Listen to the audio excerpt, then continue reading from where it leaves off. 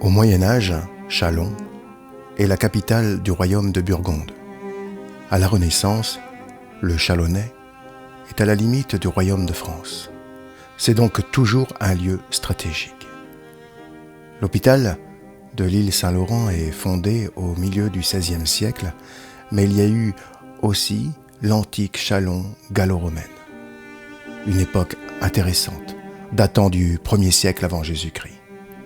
Cabillonum, selon les textes, était le port en devance. La ville fut commerciale et florissante, dès son origine, grâce à sa situation géographique, le long de la Saône, et ne cessera de se développer durant la période gallo-romaine.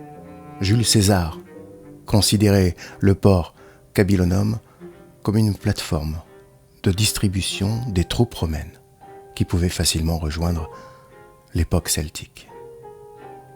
Aujourd'hui, Giuseppe Marton nous fait découvrir cette charmante ville de Chalon-sur-Saône, ville d'art et d'histoire.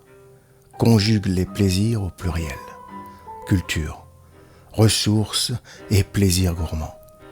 C'est également la ville où est né Joseph Nicéphore, l'inventeur du premier appareil à photo, en 1826.